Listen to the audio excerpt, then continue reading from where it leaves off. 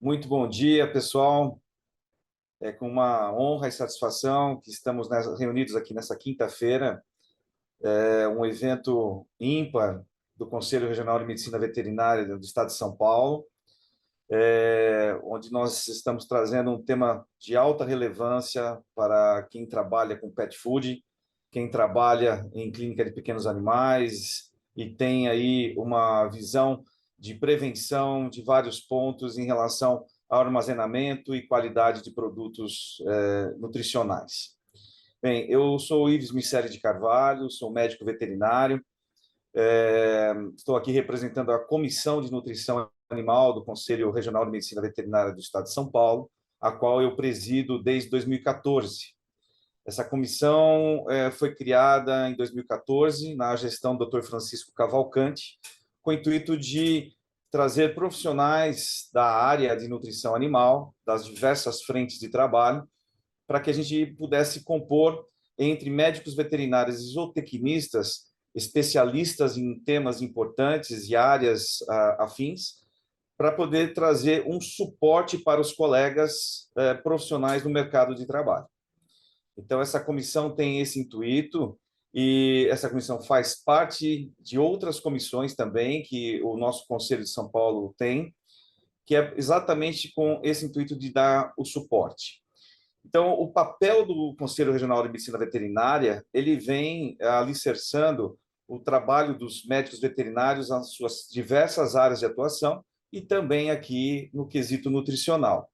Nós já fizemos várias ações dessa comissão junto à classe médica veterinária e junto aos zootecnistas, e hoje o tema ele vem trazer um reforço para todas essas ações que a gente vem fomentando já há praticamente 10 anos. A nossa comissão, nós temos especialistas na área de pet food, na área de animais de produção, e isso é muito importante para a gente analisar todos os quesitos que vêm acontecendo no mercado de trabalho. E uma ferramenta importante é nós tentarmos facilitar e reciclar a atuação desses profissionais, principalmente quando atuam como responsáveis técnicos da indústria de alimentação animal ou responsáveis técnicos de clínicas e hospitais veterinários diretamente junto ao proprietário do animal. Então, uma grande importância de tudo isso que nós vamos falar hoje é a segurança nutricional, que vem alavancar a segurança e a qualidade dos alimentos que são ofertados no nosso mercado.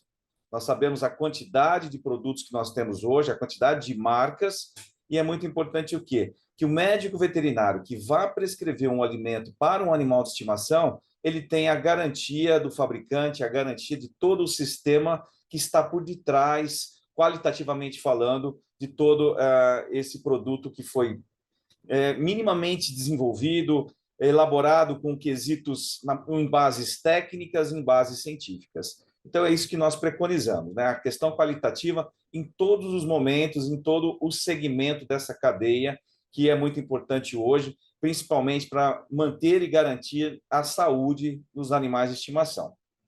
Então, dentro dessa imagem global que nós abordaremos nesse nosso evento de hoje, a gente vem trazer o logista e o papel do responsável técnico na prevenção das infestações. Nós sabemos que nós podemos ter infestação em várias partes dessa cadeia, desde do fornecedor, na indústria que fabrica, nos centros de distribuição, no ponto de venda e na casa do proprietário também. Então, com isso, a gente consegue criar um sistema de prevenção e orientação para que essa segurança e essa qualidade sejam mantidas. A indústria tem aí um papel fortíssimo em todo esse sistema, né, desenvolvendo essas técnicas, pesquisando como melhorar todo esse fluxo qualitativo, e também nós teremos aí a presença hoje com a gente aqui de um colega, né, um especialista no controle de insetos, para dar uma orientação também mais prática de como podemos fazer esse manejo em várias partes de toda essa cadeia que nós teremos aí apresentado. E o médico veterinário clínico como fonte de informação e orientação ao tutor. Então, mais uma vez, eu agradeço, é uma imensa alegria da minha parte aqui estar abrindo esse evento em nome do Conselho Regional de Medicina Veterinária do Estado de São Paulo. Eu saúdo a nossa diretoria com o nosso presidente, doutor Odemilson Mossero, e todos os diretores, por nos dar a oportunidade dessa fala com os colegas e de levarmos essas informações de extrema relevância. Então, eu quero convidar para darmos início à nossa manhã dois colegas muito queridos que compõem a Comissão de Nutrição Animal. Eu brinco com eles que se eu tivesse uma empresa, os dois já estariam contratados há muito tempo, porque eles são extremamente capacitados, são engajados e são aplicados em cada detalhe do que fazem. Então, muito desse evento aqui tem por responsabilidade a formatação e as contribuições desses dois colegas que nos abrilhantarão dentro de instantes aí com a sua fala. Então, eu quero chamar aqui para entrar junto, né, nessa apresentação a doutora Carolina Padovani e o doutor João Paulo, que são integrantes da Comissão de Nutrição Animal, a qual eu me honro de ser o presidente e estar junto com esses colegas nessa contribuição a todo esse sistema. Então, muito obrigado, um bom dia a todos, um excelente evento e aproveitem ao máximo essas informações. Muito obrigado.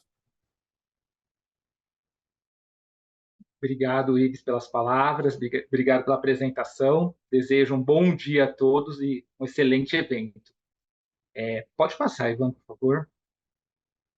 Bom, então, eu e a Carolina fomos incumbidos de falar um pouquinho sobre o mercado pet food, a importância desse mercado, com uma introdução ao tema, né, da infestação de insetos e já trazendo alguns insights aqui sobre o comportamento do consumidor, sobre o tamanho desse mercado e principalmente algumas informações aí práticas que nós temos encontrado no mercado em relação a esse tema de infestação de insetos. Vou passar. Então, trazendo um pouquinho sobre esse mercado, né, a importância do mercado pet food, isso é incontestável, né, a importância do mercado. Então, nós temos dados aí que trazem a imensidão do mercado pet. Então, essa é uma pesquisa da Forbes, publicada em 2024, do tamanho do mercado americano, que nós sabemos que é o mercado aí, o maior mercado pet do mundo, né? Onde um levantamento, né, uma comparação entre as 3 últimas décadas, foi verificado um aumento importante, muito relevante, no número de residências com animais de estimação. E os tutores desses animais, 97% desses tutores, eles relatam que os pets eles são parte da família, né? E o que é interessante quando nós olhamos esses dados, pode passar, por favor, é que os animais eles estão ali, né, divididos nas diferentes gerações, mas principalmente hoje a maior parte dos animais de companhia eles se encontram na geração milênio, que são aí as pessoas entre 30 a 40 anos de idade e depois na geração X. Se nós olharmos para essa maior parte de animais na geração milênio, isso tem uma relação direta também com os desejos dessa população, né, dessa geração, que é uma geração que tem muito foco na vida profissional, mas no equilíbrio com a vida pessoal, e os animais de estimação eles entram nesse equilíbrio. E principalmente aqui, um ponto importante a se destacar é a forma com que os milênios eles interagem com seus quando eles se deparam com os infortúnios no consumo de um produto. É uma geração extremamente tecnológica, extremamente questionadora e que, né, quando ao adquirir um produto, ela não tem ali a qualidade que ela deseja, ela lança a mão de diversos artifícios para demonstrar a sua insatisfação com aquele produto. Pode passar, por favor. Quando nós olhamos, né, para o mercado brasileiro, ele é muito parecido, né, em termos aí de crescimento com o que aconteceu no mercado americano, né? Então, de forma semelhante, não só o mercado americano ele cresceu, mas o mercado brasileiro ele também cresceu em número de animais de estimação.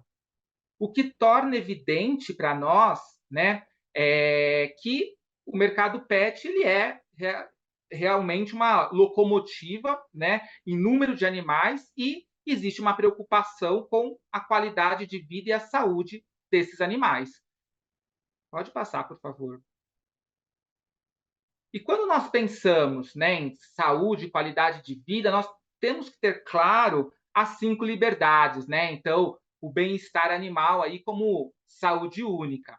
E quando nós pensamos em bem-estar animal, nós temos de considerar que o animal ele precisa estar livre para expressar o seu comportamento natural da espécie, livre de medo e estresse, livre de dor e doenças, livre de desconforto e livre de fome e sede. Então, essas são as, né, 5 liberdades do bem-estar, né? E dentre elas, nós temos aí livre de fome e sede. E o que vem a ser livre de fome e sede? Então, livre de fome é fornecer o alimento, mas não necessariamente apenas fornecer aquele alimento, e sim fornecer um alimento e a água em quantidade e qualidade adequada e nas frequências ideais, né? Porque nós sabemos que a nutrição ela tem um impacto direto na qualidade de vida desses animais e pode estar associada a disfunções aí nutricionais e metabólicas. Pode passar, por favor. Dentro disso, foi criada a campanha Nutrição Responsável, pensando nessa necessidade de uma atenção nutricional para os animais. A Comissão de Nutrição do CRMV, então, iniciou essa campanha Nutrição Responsável. E como o Ives bem colocou, já realizou algumas atividades. E qual que é a ideia, qual o objetivo dessa campanha? Essa campanha ela tem um objetivo de conscientizar os profissionais a respeito da nutrição e fornecer subsídios para que esses profissionais forneçam uma nutrição ótima aos seus pacientes. Conscientizar os profissionais a respeito da ética profissional e da responsabilidade do profissional e também a respeito da ciência da nutrição. O objetivo é trazer a importância da ciência. O conhecimento empírico, né, ele não é um conhecimento científico e que, de fato, né, tem que ser considerado na nutrição animal. E garantir a segurança nutricional dos animais e a qualidade dos alimentos. Então, fornecer alimento para os animais, atendendo aos seus requerimentos nutricionais e com qualidade desses alimentos. Pode passar. Dentro disso, nós temos 2 grandes pilares da nutrição. O primeiro pilar é a nutrição adequada. Quando a gente fala em nutrição adequada, é fornecer de fato os nutrientes que aqueles animais precisam. Então, respeitar os requerimentos da espécie que eu estou trabalhando. Então, respeitar o cão, o gato, com as suas necessidades nutricionais específicas, e atender aos requerimentos nutricionais desses animais. E, além disso, estar atento às necessidades e ao manejo adequado de acordo com a idade do animal, com o porte, com o estado de saúde, o nível de atividade e o ambiente onde aquele animal vive. E o nosso outro pilar, ele vem aqui como a segurança dos alimentos. Então, a segurança do ponto de vista de manutenção das características organolépticas daquele alimento, então, olhando para sabor, olhando para odor, para crocância, então, mantendo aquelas características organolépticas. Uma outra questão extremamente importante e que nós já temos muito bem relatado, né, em guias nutricionais, a questão de contaminantes, então os limites máximos de contaminantes, e aqui, né, nós trazemos metais pesados, os micro-organismos e as micotoxinas. E, por fim, um ponto que, né, é o tema da nossa palestra de hoje, né, do nosso evento de hoje, e é uma preocupação setorial, é a infestação por insetos pragas, né, que traz aí uma série de preocupações e que é importante nós frisarmos que é uma questão setorial e que envolve toda a cadeia de pet food. Ele não está dentro somente da empresa ou lá no armazém de matéria-prima. Nós estamos falando de toda a cadeia até a residência do consumidor. Tá? Bom, eu passo a palavra para a Carolina, onde ela vai conseguir abordar um pouquinho mais com detalhes. Obrigado, João. Pode passar o slide, por favor. Quando a gente fala dessa preocupação de toda essa cadeia, a gente já falou aqui um pouquinho da população de cães e gatos, né? E isso traz para a gente uma perspectiva de quanto que o setor ele é relevante do ponto de vista econômico. E aqui a gente está apresentando alguns dados para vocês entenderem o tamanho desse setor do ponto de vista econômico. Aqui são dados do mercado pet food numa esfera global, mas para vocês terem uma dimensão do tamanho desse setor, mundialmente falando, pode passar, por favor. A gente está falando, se a gente fizer uma comparação desses dados, que a gente está falando aqui de aproximadamente 1 trilhão e 900 bilhões, né, mundialmente, hoje, e com uma perspectiva de crescimento absurda, se a gente fizer essa comparação, trazendo aí um dado para a gente imaginar o tamanho de tudo isso, a gente está fazendo uma correspondência aí com o PIB brasileiro de hoje, a gente está falando que hoje o setor de pet food mundial, ele equivale a 10% do PIB do Brasil, né, fazendo essa comparação. Então, é muito grande. Lembrando só, né, a questão do conceito de PIB, é que a gente está falando aí de uma soma de todos os bens e serviços, e trazendo toda uma perspectiva do tamanho da atividade econômica. Então, imagine que em 10% da atividade econômica do Brasil, que hoje é a 12ª economia mundial, imagina que tudo isso é o tamanho do mercado pet food no mundo. Então, é bastante grande, e vai crescer muito mais, né? A gente está vendo aí a perspectiva de crescimento populacional de cães e gatos, e obviamente todos têm que ser alimentados. Então, a perspectiva de crescimento do setor é bastante grande. E quando a gente olha para essa realidade da questão da infestação de insetos, o porquê que o setor se preocupa, né? O porquê que o setor ele está sendo proativo em trabalhar no controle para prevenção da presença de insetos e pragas. Sem dúvida nenhuma, quando a gente fala de presença de insetos e pragas em produtos industrializados, a gente está falando de um impacto financeiro. O impacto financeiro neste tamanho de setor é bastante relevante. E esses impactos financeiros, eles são bem amplos, né, envolvendo até uma questão de sustentabilidade, onde a gente vai fazer, eventualmente, aí, muitas das vezes, o descarte de produto. Quando a gente pensa em sustentabilidade, a gente não está falando só no impacto financeiro deste setor. A gente está descartando um produto em que a gente tem aí inúmeras matérias-primas que impactam aí toda uma questão econômica e de sustentabilidade, né? Quanto de proteína animal a gente não está descartando quando a gente faz esse descarte de um produto infestado. Então, aqui é só para a gente começar a fazer uma reflexão do quanto isso pode ir longe, quanto isso está impactando toda uma cadeia econômica. E, obviamente, quando a gente tem um produto infestado, isso para o consumidor final, os nossos millennials que o João apresentou, que estão sim bastante preocupados, e que o pet hoje ele faz parte, ele é membro da família, o alimento dele está junto com o nosso alimento na cozinha, ou muito próximo à cozinha, ele está sendo manipulado de forma muito próxima a gente, né? Quando os tutores eles abrem esse produto e eles encontram visualmente uma infestação de insetos, isso leva a um impacto na reputação daquela marca, na reputação do setor de alimentos para pets. Isso, com certeza, é uma preocupação setorial. Ninguém quer ser impactado, questionado, criticado, e levando aí ao tutor a interpretações muitas vezes errôneas do que isso significa.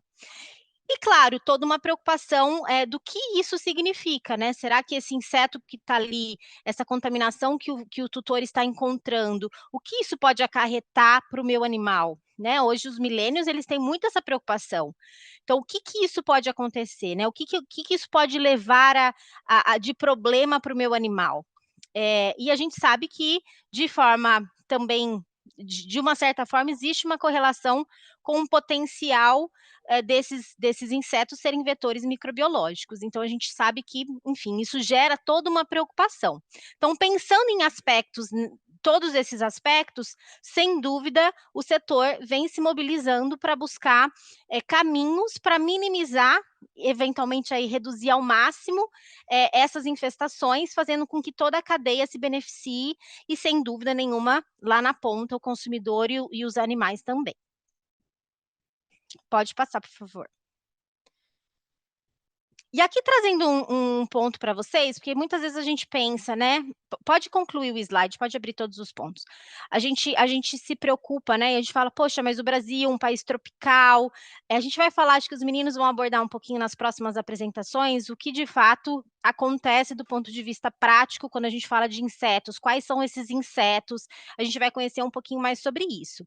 Mas eu acho que é importante a gente olhar aqui, esse é um dado de um artigo publicado, e a gente vai entender que esse problema não é só um problema no Brasil, né? Esse é um problema que vem se expandindo, né? A gente consegue encontrar relatos desse problema de infestação, especialmente no inseto mais comum, que vocês vão conhecer, que é a famosa necróbia. Isso vem já sendo relatado em outros países como uma preocupação. Então, aqui esse artigo ele traz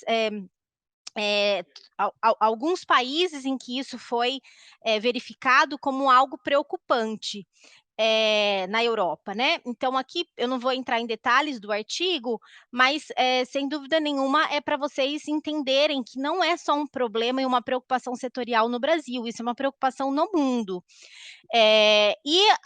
O que vem se investigando, e os meninos vão abordar um pouquinho mais isso no detalhe, é o que isso está associado, né? Onde que a gente encontra e aonde que nesta cadeia a gente tem que se preocupar mais com essa infestação. Então, enfim, é só mais um exemplo para vocês entenderem o quanto que isso é importante e quanto que técnicas de prevenção e os diálogos sobre a prevenção em toda a cadeia, eles estão sendo abordados de forma mundial. E pensando em tudo isso, né, pode passar o slide, o CRMV, com toda essa preocupação, e eu acho que o João Paulo e o Ives, eles abordaram muito bem, a Comissão de Nutrição Animal, a gente tem uma preocupação em entender e suportar as preocupações dos setores, e também entender o papel dos profissionais, médicos veterinários ou tecnistas na orientação de tutores. A gente começou a entender e a pensar quanto que a gente poderia explorar desse pilar de qualidade dentro do conceito de nutrição responsável. E para isso a gente lançou uma enquete nas nossas mídias sociais para entender um pouquinho. Então, o que a gente recebeu de retorno? Meus animais aqui falando oi. O que a gente recebeu de retorno dos profissionais, né? Que 71% já receberam, de alguma forma, relatos de tutores com problemas de infestação. Então, quando a gente olha para esses dados, a gente conclui que é o dia a dia de vocês, que com certeza é algo que todo mundo já viveu ou está prestes a viver, né? Um relato aí de infestação nos produtos. 26% dos profissionais, eles se consideram totalmente preparados para a orientação do tutor, o que fazer com isso. Mas a gente considera 26% uma taxa baixa, né? A gente está falando aí de uma população de profissionais bastante grande no Brasil, e alguns estão preparados, mas a gente entende que o nosso papel aqui como conselho é seguir nessa conscientização e nesse suporte, orientando, oferecendo conhecimento para que os profissionais consigam orientar de forma mais estruturada os tutores. 42% avaliam como bom o conhecimento sobre armazenamento de alimentos na loja ou em casa. Então, a gente ainda tem aqui uma oportunidade de explorar a importância do cuidado com o armazenamento. E aqui um dado bastante relevante, né? 99% gostariam de receber mais informações. Então, o nosso papel como conselho, no sentido de oferecer conhecimento, de compartilhar conhecimento, a gente sabe que é bastante importante. Então, hoje estamos aqui exatamente para começar a seguir nessa nossa jornada de compartilhar conhecimento. Temos a nossa campanha de nutrição responsável, temos ações em mídias sociais e hoje o evento ele traz aí como continuidade mais uma ação na nossa missão de compartilhar conhecimento. E eu espero que vocês, a partir de agora, né, com os nossos especialistas, vocês recebam informações bastante relevantes e que possam contribuir para o dia a dia de vocês. Muito bem, João Paulo, Carolina, agradeço muito pela contribuição de vocês, extremamente esclarecedoras as informações. Eu gostaria, antes de chamar o nosso primeiro convidado, esclarecer um pouco mais sobre a nossa Comissão de Nutrição Animal. Eu estava como conselheiro na gestão do Dr. Francisco Cavalcante, de 2012 a 2015, e, na época, nós tínhamos como conselheiros, uma das ações era avaliar os processos éticos profissionais de colegas, tanto clínicos quanto colegas que trabalham na formulação, trabalham como responsáveis técnicos das indústrias de alimentação e nutrição animal. E eu não me senti confortável de fazer essa análise praticamente sozinho. Quando chegavam esses processos, vinha para mim, para eu poder avaliar, e aí eu sugeri ao Dr. Francisco que nós criássemos uma comissão para dar suporte a essas análises e também suporte às demais comissões já existentes no Conselho, como exemplo a Comissão de Clínica de Grandes e Pequenos Animais. E isso veio, então, nessa formatação em 2014, nós trouxemos alguns colegas também da academia, como hoje ainda nós temos, né, e teremos, muito importante essa participação da academia. E, na época, uma informação que não chegou, o Dr. Márcio Bruneto, ele compôs a primeira versão dessa comissão, em 2014, e o Márcio trouxe a mim, né, uma informação. Eu falei, eu estou muito preocupado, porque dentro lá do hospital, da USP, a gente tem pego várias fórmulas mirabolantes, né, caseiras, que estão impactando diretamente no declínio da saúde dos animais. Falei, Márcio, vamos analisar um pouco mais isso, vamos trazer esse tema para dentro da nossa comissão, e aí nós conseguimos analisar com mais ênfase e dar um retorno. Bom, então a gente começou a tentar, né, essas questões que a gente ainda vivencia hoje, e eu acredito que numa intensidade até mais significativa do que há 10 anos atrás, a questão das fórmulas caseiras ou fórmulas naturais que acabaram causando impactos negativos. Vamos deixar muito claro, nós não temos qual é a melhor nutrição aqui. Tá? A melhor nutrição é a que mais vai atender às exigências, conforme o João Paulo comentou, das necessidades nutricionais das espécies que nós estamos comentando. Aqui, nesse quesito, nós estamos falando de cães e gatos. Então, é muito importante a gente deixar isso bem esclarecido.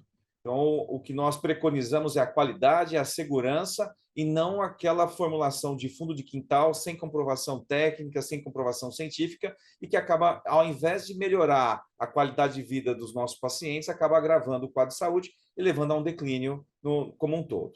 E levando também a um declínio do nosso mercado de trabalho. Então, nós, como profissionais, temos que colocar nossa chancela, né, que é muito importante, né, a nossa posição profissional, em algo que realmente vai trazer saúde e não vai agravar. Então, a gente foi trabalhando na Comissão de Nutrição Animal. No ano de 2019, falou, poxa, acho que chegou o momento de nós lançarmos uma campanha no estado de São Paulo, onde nós preconizamos esse tema, né, de nutrição responsável. E, na época, esse tema foi até sugestão de um colega zootecnista, professor da Unesp de Araçatuba, Manuel Garcia.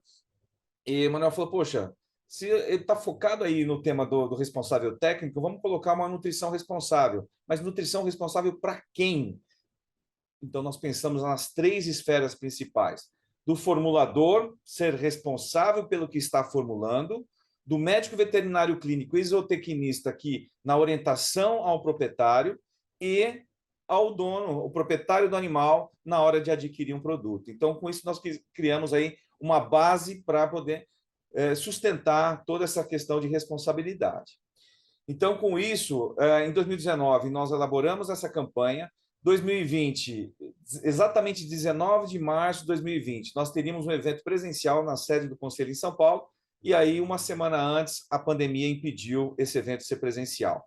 A gente foi trabalhando durante o ano de 2020 toda uma questão online, E aí, em 2021, quando o doutor Odemilson assumiu, ele falou, vamos fazer um evento online com esse tema para realmente dar um posicionamento mais, com ênfase maior a essa campanha. Nós fizemos o evento no segundo semestre de 2021, tivemos a participação de entidades parceiras, tanto nacional quanto internacional, de profissionais renomados de Brasil e também de fora do Brasil. E aí começamos toda essa formatação. Então é muito importante, né, que não seja somente uma campanha, mas que seja nossa frente de trabalho levando realmente essa informação de modo com bases técnicas e científicas, sem se aventurarmos, né, em criarmos fórmulas que não são compatíveis com as espécies. Então, dentro de todo esse quesito, nós temos a importância de trazermos parceiros de trabalho. O ano passado, a empresa Royal Canin do Brasil nos procurou com essa preocupação no controle de insetos e pragas, não só no ponto fabril, mas também junto ao mercado. E começamos a desenhar esse evento. Então, agradeço muito a esses nossos parceiros. Eu já fui da casa, né, por 16 anos como RT na empresa aqui no Brasil. Então, é um carinho muito grande a gente poder estar aqui hoje reunidos com informações com embasamento técnico e científico. Então, indo aí para a nossa segunda palestra, é uma honra a gente receber aqui a Maiara Ribeiro. A Maiara é colega, médica veterinária. Ela vai falar um pouco com a gente sobre a problemática da infestação de insetos em pet food no mundo. Então, a Maiara tem experiência em atendimento ao consumidor e líder do programa de infestação na região de países emergentes para a Royal Canin. Então, Maiara, seja muito bem-vinda e uma excelente apresentação para você. Obrigada, Ives, Carol, João.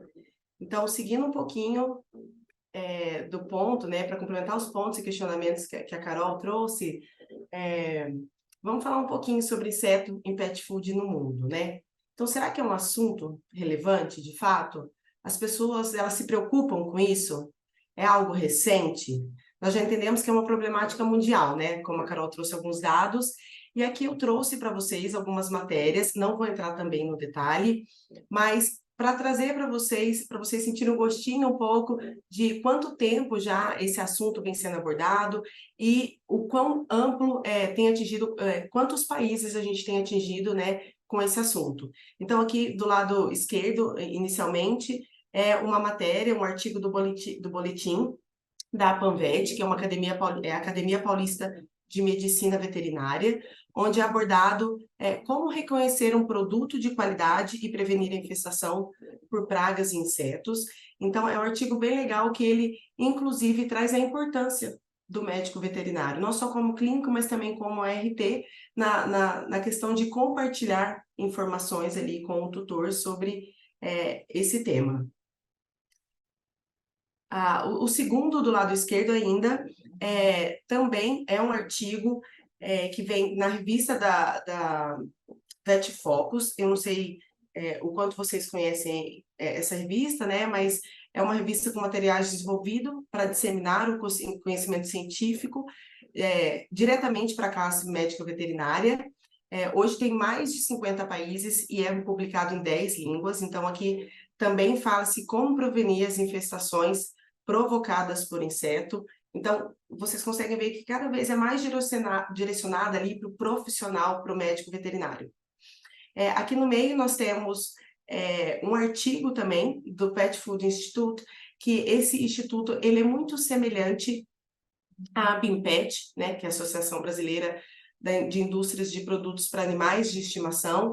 Então, ele traz várias dicas também, são várias empresas, várias marcas que são associadas a esse instituto, e também já é um assunto que é abordado, e notem que essa matéria é de 2017, então não é tão nova assim, então já é um assunto que vem sendo comentado há um tempo, e não somente no Brasil, a base deles fica em Washington, nos Estados Unidos. Trago também um artigo científico que ele foi publicado, então aqui ele é muito mais específico, ele fala um pouquinho sobre o manejo de um inseto, que vocês vão entender um pouquinho mais, mas é um dos insetos que atacam diretamente ali o pet food, e ele traz um tratamento, porque toda vez que a gente fala de infestação, tanto de inseto como de outras pragas, como roedores, existem algumas ações para nós fazermos, e uma delas são tratamentos através de empresas controladoras de pragas. E aqui, nesse caso, ele é muito específico relacionado a isso. Então, ele fala de um manejo de um inseto específico por um químico específico e a relação com os materiais de embalagem. Porque não é tão simples, né? A gente tem que levar em consideração as nossas embalagens, manter a qualidade não só do produto, mas também do que cerca esse produto, na cadeia como um todo. E pode passar tem mais um slide? Mais um. E aqui também é uma matéria da... Pode voltar. Só para voltar, é uma última matéria, né? Que é da Universidade de Minnesota.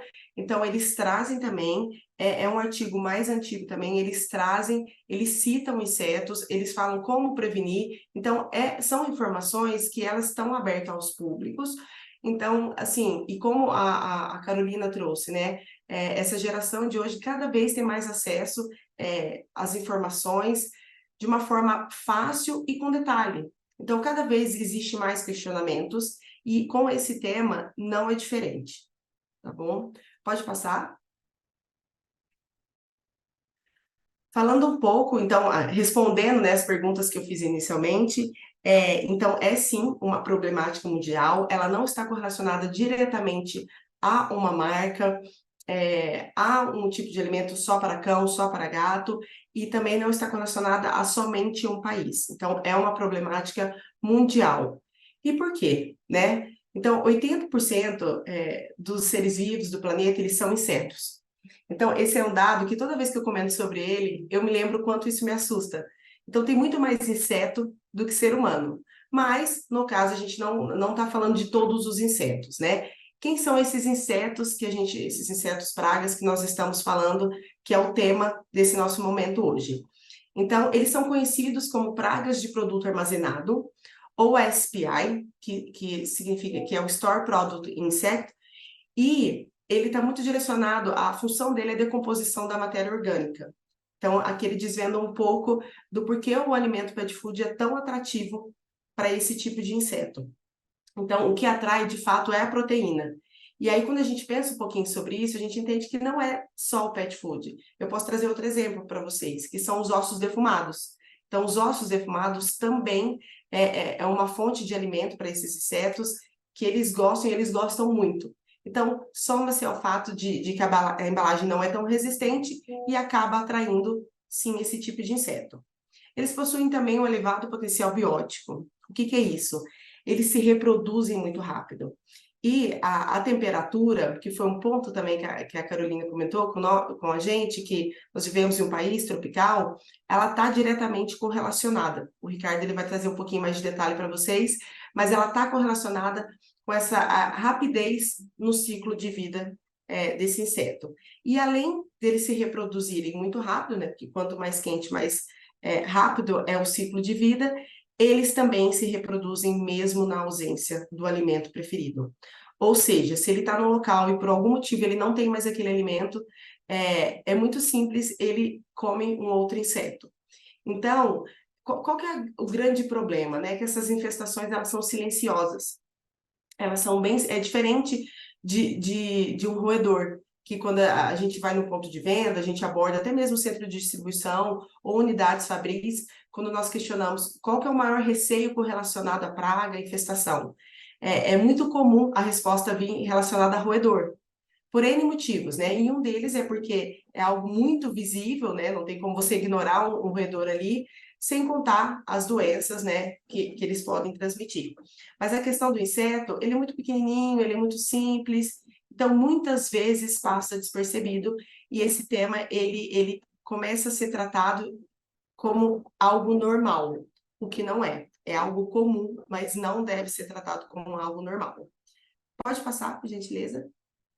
E aqui eu trago uma curiosidade que o maior motivo de reclamação dos consumidores é a compra de alimentos infestados por inseto. Então, novamente, a gente trago mais uma peça aqui para esse quebra-cabeça, para vocês entenderem a problemática como um todo. Pode passar, por gentileza. E quanto ao mercado brasileiro, né? Então, entendemos a questão mundial. Vou trazer um pouquinho para vocês da realidade, que é onde a maioria de nós trabalhamos aqui, né? No mercado brasileiro. Então, já tem estudos que eles trazem que as unidades fabris, no ponto aqui de vista da indústria, as fábricas, elas correm um risco médio, quando a gente fala correlacionado à infestação de insetos. E por quê, né? Por que médio? Porque aqui nós estamos trabalhando diretamente com matéria-prima. E a gente sabe que a matéria-prima também sofre desse tipo de problema. Então, por esse motivo, nós entendemos que ele é médio, por mais que tenham alguns estándares implementados, por mais que muitas vezes a gente implementa, muitas vezes a gente trabalha a melhoria contínua, a gente entende que é um risco médio, por isso tomamos muito cuidado em cada detalhe correlacionado a esse tema. Já o centro de distribuição, é entendido que o risco ele é muito baixo, o que não quer dizer que não há risco. Por quê? Porque é esperado, né, que o centro de distribuição ele receba o alimento lacrado, fechado, então sem um meio de comunicação externo com a parte interna, que atinge diretamente o produto, e é esperado também que a rotatividade ela seja alta, então aquele alimento não deve ficar muito tempo naquele centro de distribuição, e da mesma forma que ele chega fechado, lacrado, com qualidade, é esperado que ele saia. Então, nós não temos acesso direto ao produto. E, por último, o ponto de venda, que é um ponto bastante delicado, porque o risco é muito alto. E por que o risco é muito alto? Pensando um pouquinho aqui na origem do ponto de venda, né? Então, ele vem, basicamente, de agropecuária. A gente não pode esquecer da nossa origem. É muito comum encontrarmos produto a granel, a questão ali do próprio osso defumado que eu trouxe para vocês, muitas vezes ele está próximo ali, ele está na visão do animal, então quando a gente está com um cão lá, ele chega, ele já sente, ele se sente atraído, aquela embalagem ela não é muito resistente, é fácil o animal conseguir rasgar, enfim. Então, a questão do ponto de venda é algo que nos preocupa bastante, a gente sabe que são muitos, né? Nós não estamos falando de pouco, porque, de fato, o acesso dos alimentos em grande quantidade, é muita oferta de alimento para esses insetos. Então, trazendo mais uma peça para a gente encaixar nesse quebra-cabeça, eu trago para vocês um pouquinho aqui sobre o Código de Defesa do Consumidor. Eu não sei se vocês sabem sobre isso, sobre essa parte específica, mas o artigo 12 ele traz para nós que a presença de corpo estranho em alimento caracteriza defeito do produto e expõe a risco concreto de dano à saúde e segurança. E adivinhem, inseto é considerado corpo estranho. Então, sabendo de tudo isso, trago também algumas informações correlacionadas ao Brasil. Então, 70% dos consumidores, eles reclamam via saque, então atendimento ao consumidor. 28% trocam de loja após a segunda reclamação. E 30% troca de marca sem reclamar formalmente. E tudo isso traz um risco à reputação da marca. E quando eu trago reputação da marca, não é somente a marca ou fabricante, mas também o ponto de venda e até mesmo o médico veterinário, porque nós sabemos o quanto nós somos referência para o tutor. Então, muitas vezes a gente indica um alimento sem entender e sem saber que existe essa problemática, e se acontece essa situação, né, o cliente ele acaba encontrando uma infestação, ele pode relacionar diretamente ali ao nome do médico veterinário, sim.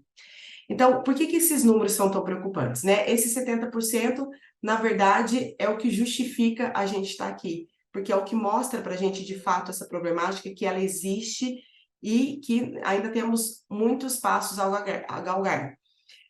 Os 28% que trocam de loja após a segunda reclamação, eu tendo a dizer, pela minha experiência, que esse número, cada vez mais, ele tem aumentado de uma forma rápida. Isso se deve ao fato das informações, que é um pouquinho do que a gente já conversou. Então, quanto mais acesso eles têm às informações, mais eles entendem sobre as vulnerabilidades em partes do processo. E os 30% que trocam de marca sem reclamar formalmente. E, novamente, quando eu trago marca aqui, eu trago de ponto de venda, eu trago até mesmo a questão do médico veterinário. E esse é um número que nos preocupa muito.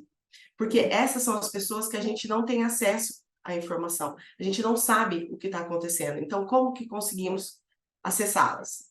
E aí, eu trago aqui, para completar um pouquinho desse nosso quebra-cabeça, pode passar, por gentileza,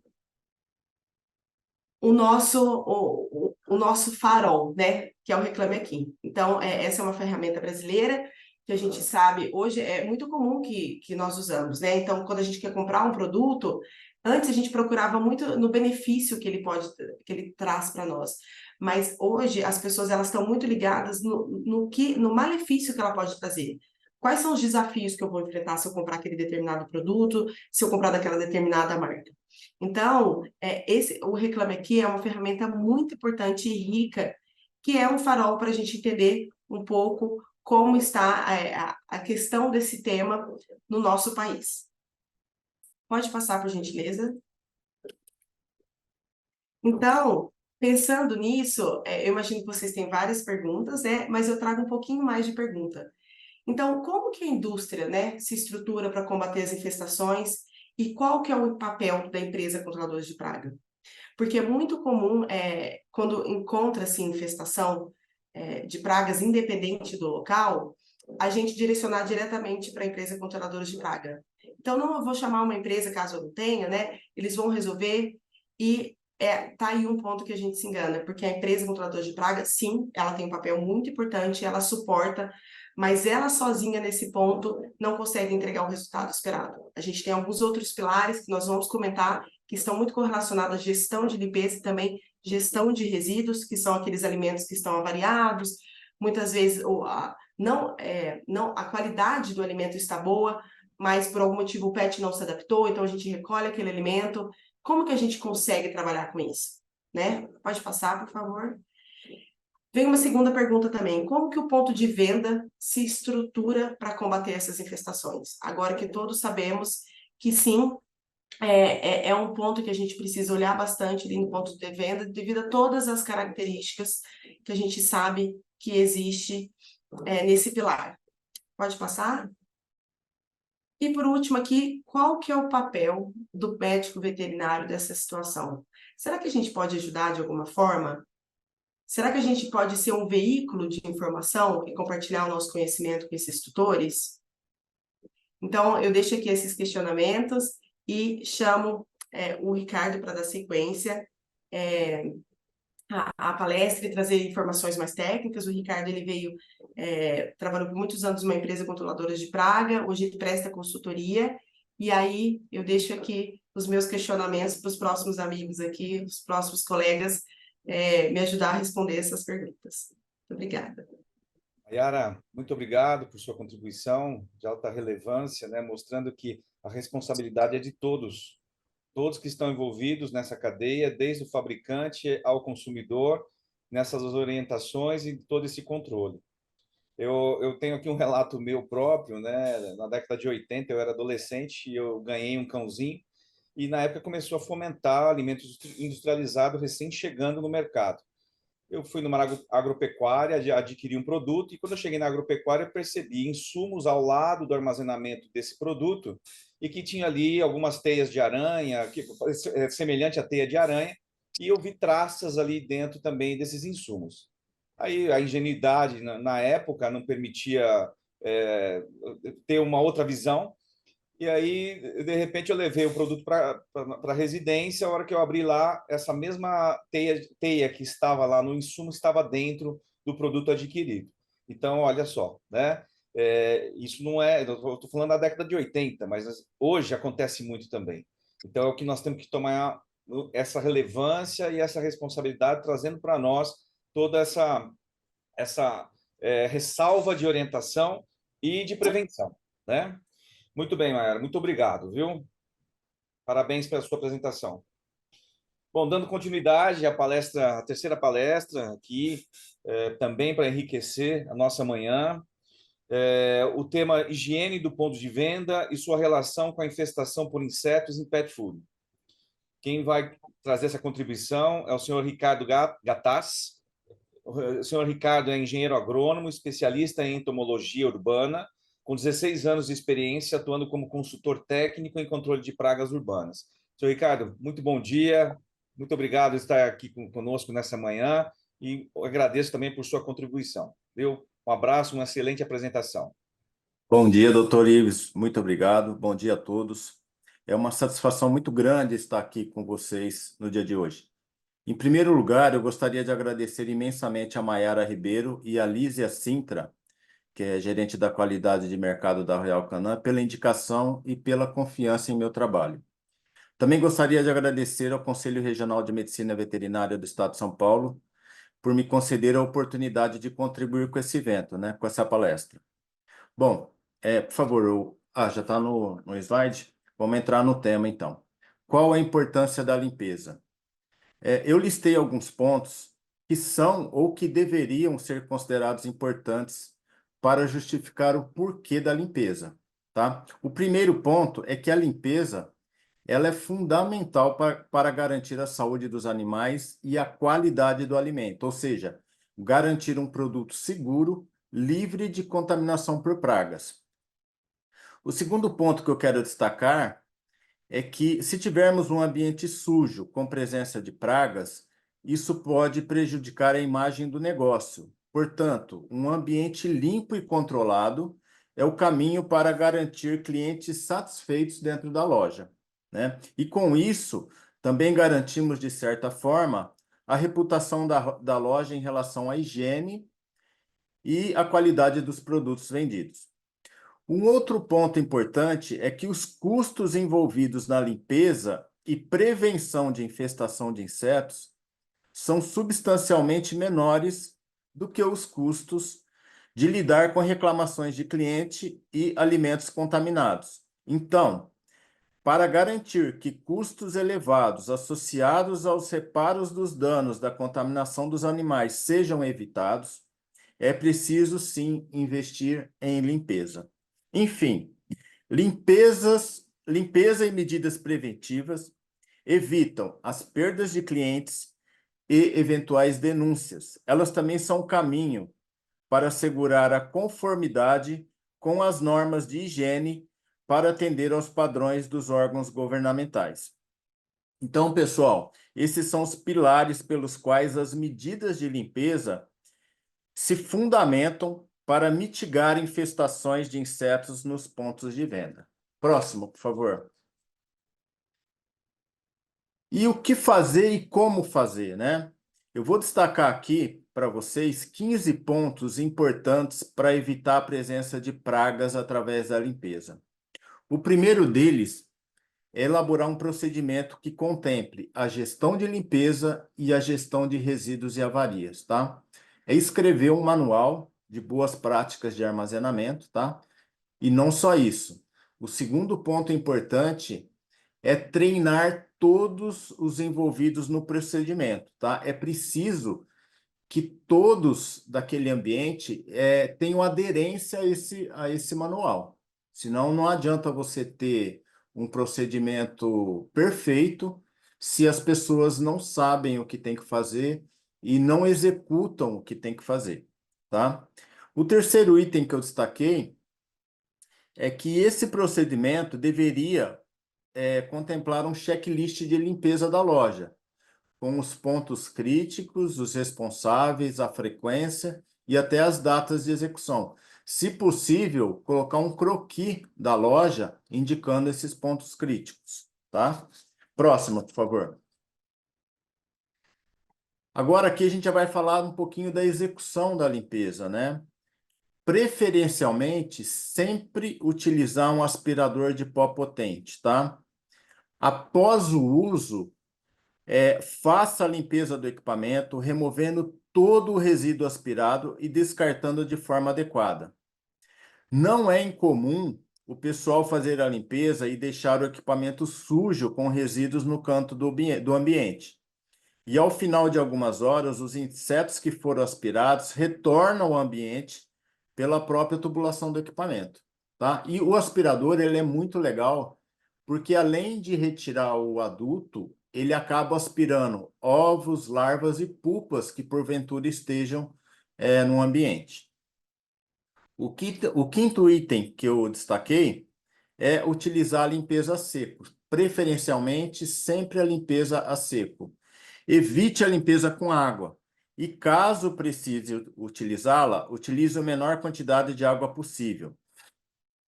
Pessoal, a presença de umidade no ambiente favorece a proliferação da maioria dos insetos.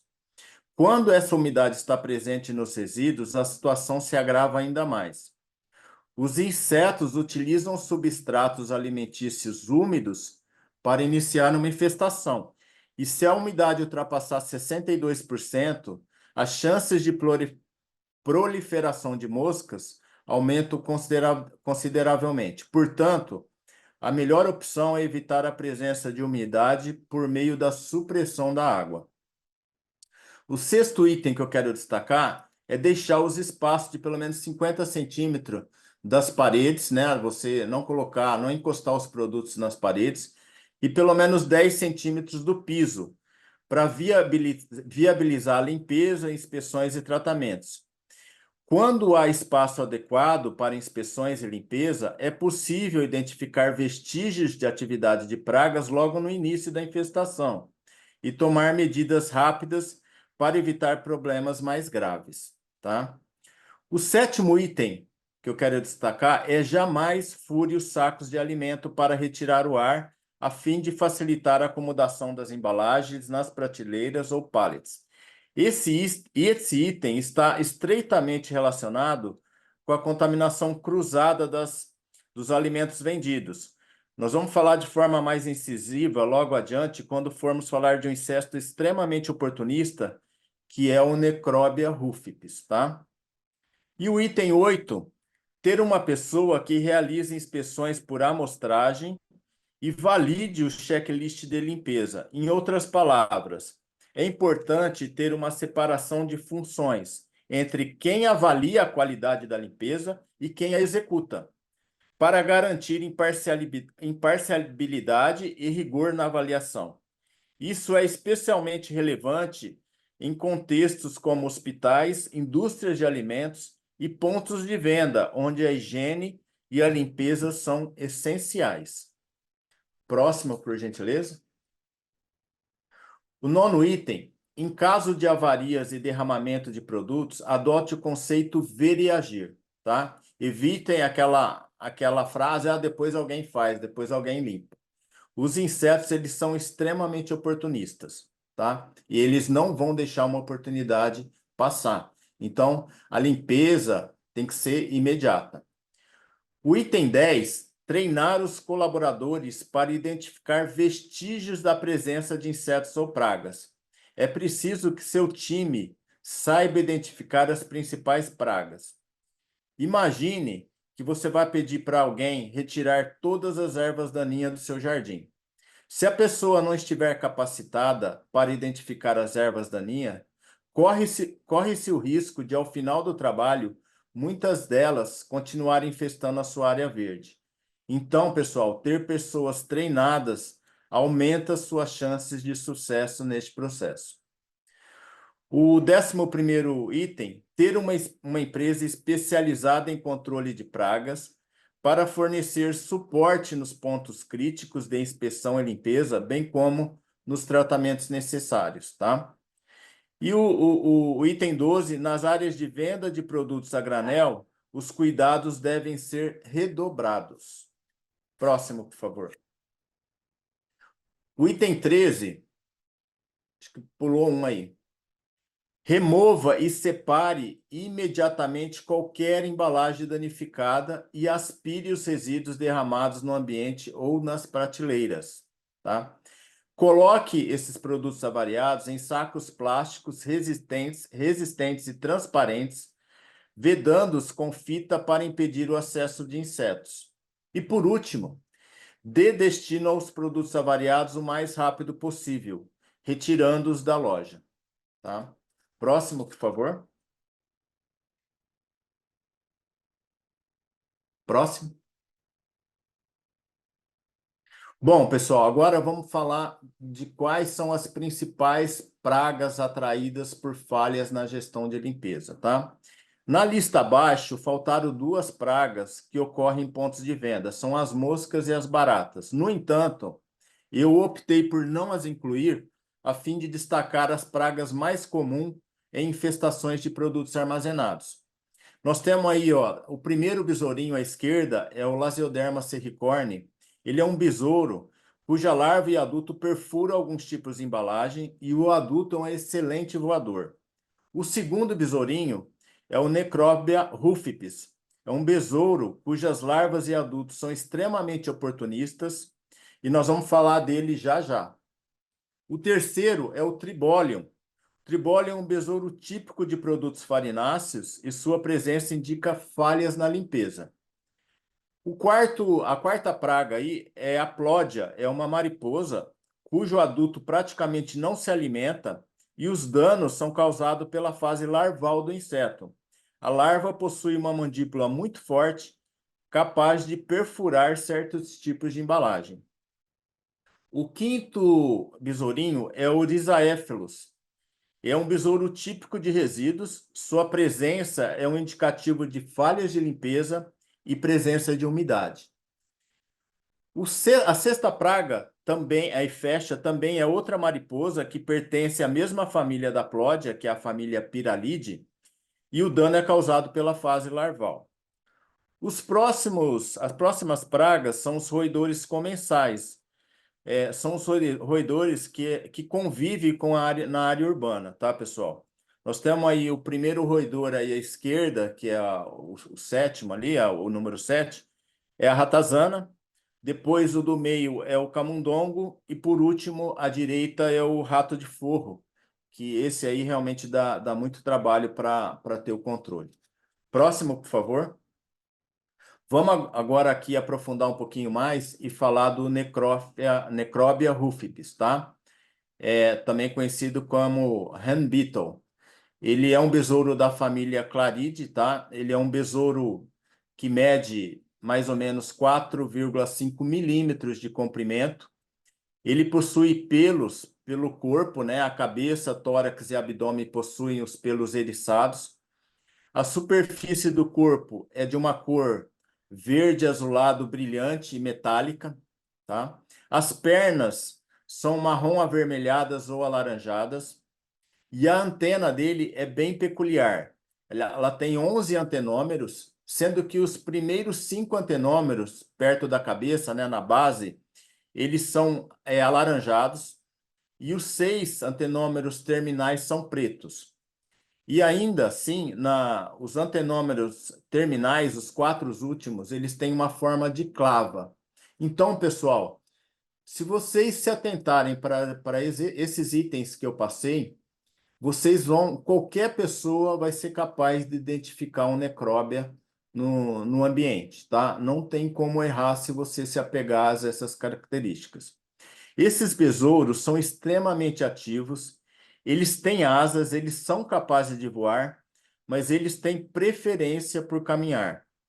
Eles têm uma capacidade extraordinária de deixar descendentes. Uma fêmea pode produzir até 2.000 ovos durante a sua vida, tá?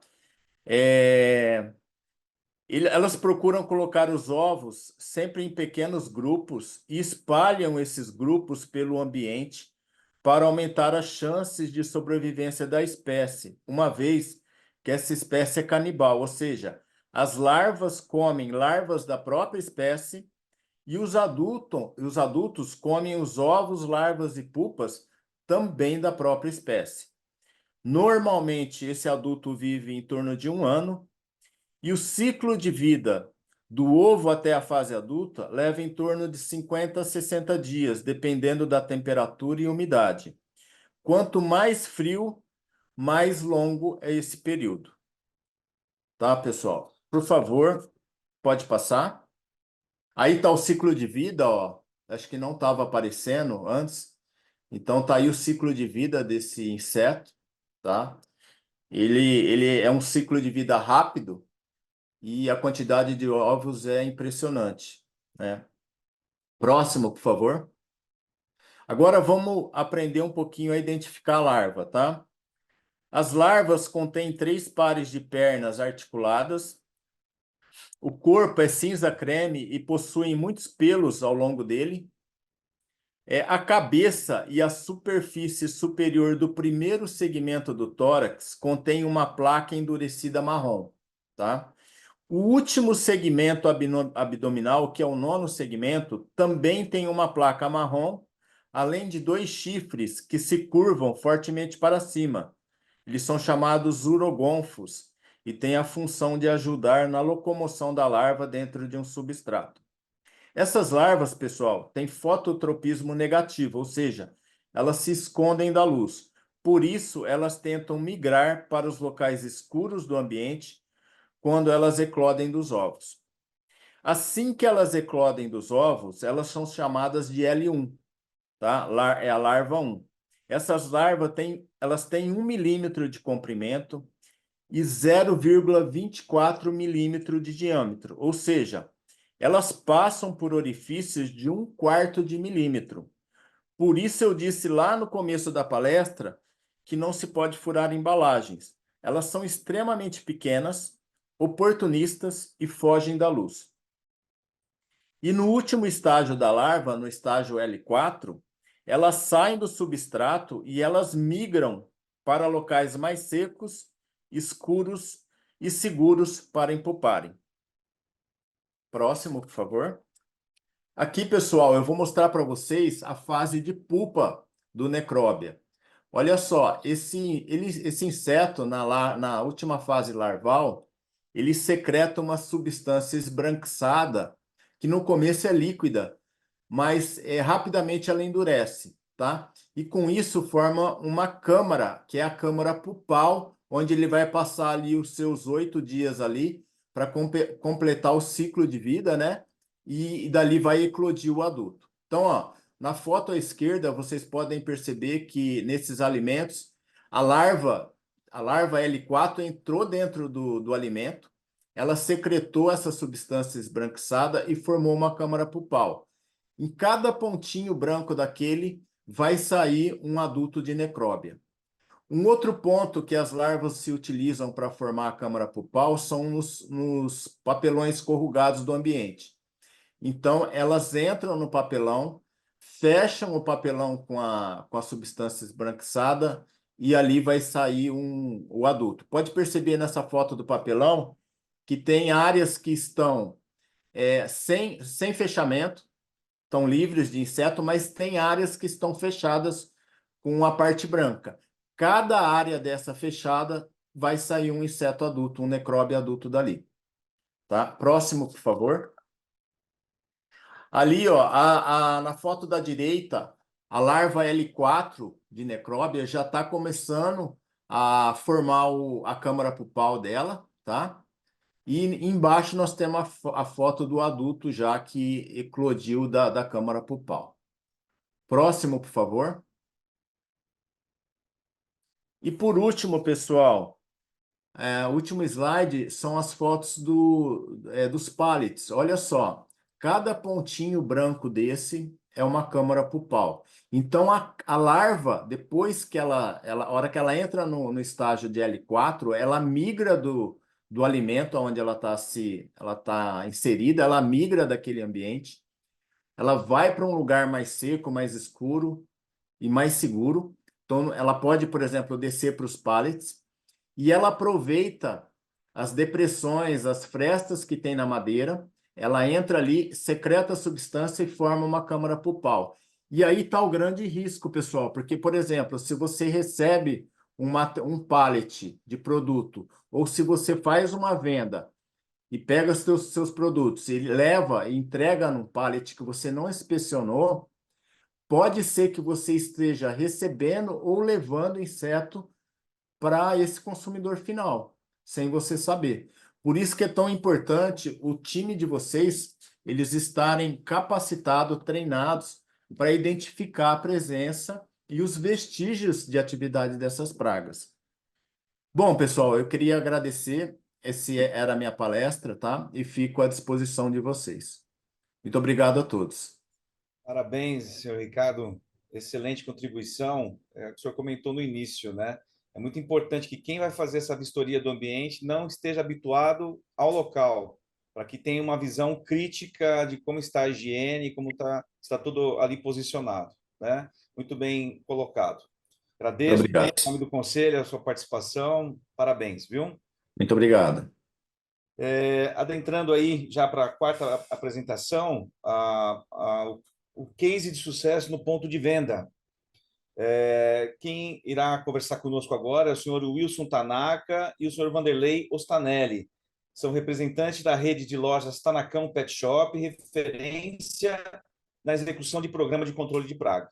Sejam muito bem-vindos, a palavra está com os senhores. Eu agradeço mais uma vez pela participação aqui e pela contribuição. Oi, bom dia a todos. Bom dia. Sou Wilson Tanaka, proprietário da empresa Tanacão Pet Shop. E é um prazer muito grande estar participando hoje dessa live e até com orgulho ser considerado como uma referência, um case de sucesso, né? Então, nós estamos no mercado aí há 25 anos e esse problema da praga se repete todos os anos, principalmente primavera, verão, quando começa a esquentar, e chuva, né? Então, calor e umidade, quando começa essa época, as pragas começam a aparecer. Então, esse é um problema que vinha ocorrendo durante muito tempo, né? Todos os anos, nessa época, começava a aparecer os carunchos, né? Mas limpeza e inseticida a gente sempre usou, mas o problema sempre persistia. E a Royal Canin e outros fornecedores também que têm esse controle de pragas para divulgação junto aos clientes, se proporam a ajudar a gente, né? E quem abraçou essa causa aí foi o Vanderlei. O Vanderlei, que é gerente de produtos da empresa na época, que abraçou essa causa e pegamos aí firme para acabar com esse problema, né? Pelo menos minimizar o máximo possível. Então, o Vanderlei que pode falar um pouco mais aí a respeito de como foi feito todos os procedimentos para chegar a esse ponto de sucesso. Vamos lá, Vanderlei. Obrigado, Wilson. Bom dia a todos. Primeiramente, eu gostaria de agradecer a participação, né, da Tanacão nesse case de sucesso aí. Para a gente é uma honra estar relatando para todos, né, ouvintes e também futuros ouvintes aí o que nós passamos e estamos assim evitando ao máximo passar de contaminação, de infestação nos produtos. Bom, me apresentando início, né, trabalhando no Tanacão há mais de quase 10 anos já, e também sou advogado, atuo em causa dos animais, sou presidente da Comissão dos Direitos dos Animais da OAB de Valinhos. Então, eu gostaria também de estar passando para vocês um pouquinho da parte comercial que a gente ouve aqui, quanto ao problema de infestação nas lojas. Logicamente que não vou trazer números, mas vou trazer um pouquinho de relatos comerciais que a gente convive diariamente com isso.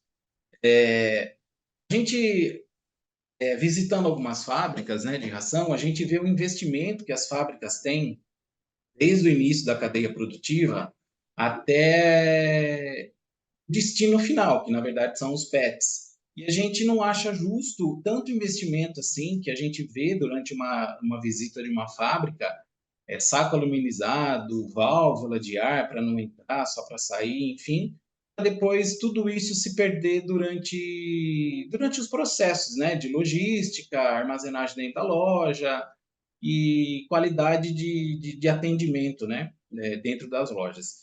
Então, assim, a gente, nesse período todo que a gente vem se adaptando, vem se transformando, a gente vê uma adaptação muito grande na verdade, nem é mais tutor hoje que as empresas gostam que a gente fala, né, que nem foi falado aí, hoje a tutela, na verdade, é proteção de algo e o cão e o gato não quer mais ser considerado como algo, e também tutela é algo de quem já faleceu. Então, a transformação hoje, eles querem que fala mãe e pai de pet, né? Então a transformação está muito grande. Então a gente vem se adaptando, a Tanacão vem se transformando ao longo desse tempo todo. Para quê? Para chegar o produto de boa qualidade, como saiu desde lá da fábrica até o pai, a mãe de pet que vai dar esse alimento de boa qualidade para os pets, né? Então assim, a gente preza pelo atendimento, a gente preza pelo a qualidade do produto está chegando no destino final de ótima qualidade, e não somente numa linha super premium, na linha high premium, em todas as linhas que a gente comercializa dentro da loja.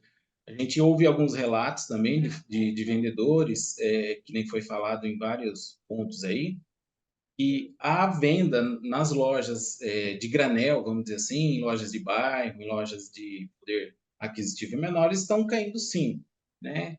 Hoje nós temos aí uma grande facilidade ao acesso das informações com a vinda da internet, a gente está passando por esse mercado de transformação também. Então, o pai e a mãe do pet hoje eles não aceitam mais comprar um produto contaminado. A gente vai no supermercado, a gente não precisa mais escolher um tomate, se ele está estragado ou não. A gente quer um produto de boa qualidade, como isso acontece também no segmento pet, ele tem que ser dessa forma.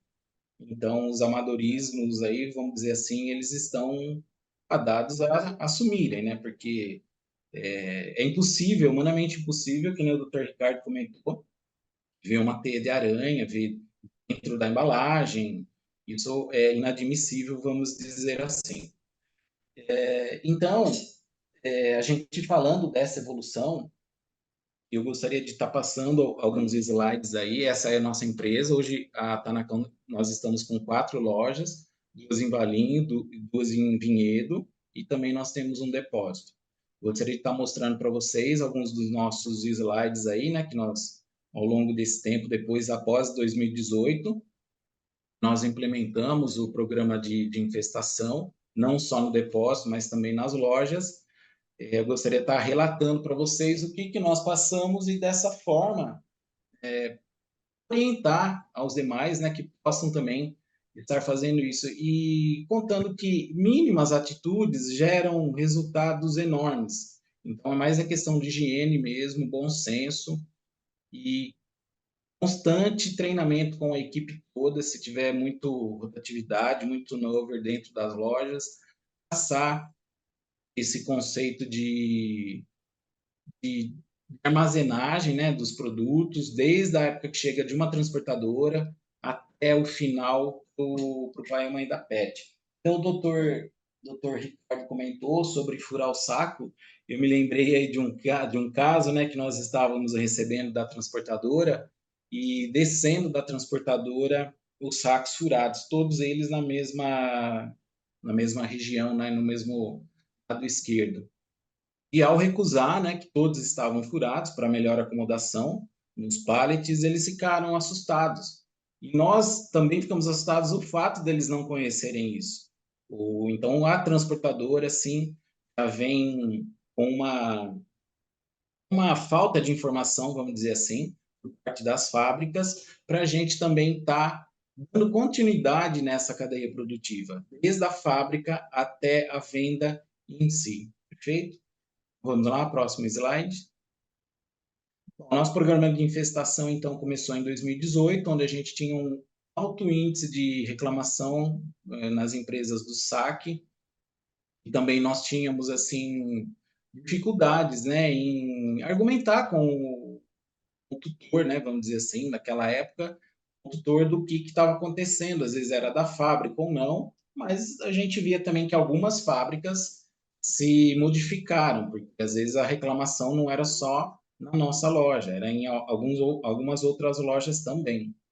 Tá? A evidência de reclamação e insatisfação dos clientes era se tornando constante, inadmissível. Então, nós fomos, assim, obrigados, né, a modificar, a entrar dentro de um padrão de higiene, vamos dizer assim. E também a gente preza em vender um produto de boa qualidade, não só no granel, também como se a gente coloca um produto de granel, um premium, vamos dizer assim, qual é o produto que o consumidor está levando, e também toda a linha, né? Linha Premium, Super Premium, que nem já falei agora. A loja identificou uma necessidade de melhorar o atendimento visual da loja, do ponto de vista de infraestrutura, limpeza e gerenciamento de estoque. Então, nosso estoque regularmente ele passa por nebulização, ele passa pelo FIFO, né, que é uma coisa muito importante. Às vezes a própria empresa, a própria fábrica de ração já envia um lote com validade menor do que nós temos lá, então o FIFO dentro do nosso estoque, né, do nosso ponto de armazenagem é muito importante. Próximo. Então, aí, a foto do nosso depósito, né, que nós tínhamos antes, nós somos, assim, obrigados, né, a adequar com pintura, com os pallets novos, trocamos todos os pallets, damos a troca dos pallets, tiramos o papelão, que nem o Dr. Ricardo falou, hoje nosso estoque não tem mais papelão, colocamos o PU, é aquele tipo silicone, né, entre as frestas do piso, que também ali também acabava caindo bastante grânulos, né, bastante croquete ali, às vezes pisando dentro do depósito, então também nós lacramos as frestas do piso ali com o PU. E próximo. O nebulizador, hoje a gente, a partir de 2018, então, nós colocamos um nebulizador para fazer a aplicação do produto adequado, que as empresas autorizadas têm para a gente estar fazendo esse controle. Colocamos as armadilhas, né, suspensas aí, com os feronômios aí para atraindo os insetos, os voadores. Próximo. Nós colocamos também a aplicação do aspirador de pó nas 4 lojas e no depósito também, então é muito importante a gente estar evitando a poeira, né, que fica acumulada ali para os produtos. A gente faz a conferência das embalagens no ato do recebimento, a gente não deixa, orienta todo mundo não puxar a própria embalagem pela orelha ali para estar soltando a solda. Temos também como método de armazenar os produtos sem papelão nos pallets, que nem eu acabei de falar. Temos o método de transportar o produto do depósito para a loja dentro dos carros adequados, evitando pontas dentro dos nossos carros de transportes. E, assim, limpeza diária, supervisionada pelos coordenadores de cada loja, para evitar o acúmulo de poeira, principalmente nos cantos onde a gente acaba não vendo. Treinamento para a equipe toda da loja, depósito a cada 3 meses devido à rotatividade de funcionários. Então, todo funcionário que entra, a gente dá um treinamento dizendo como manusear.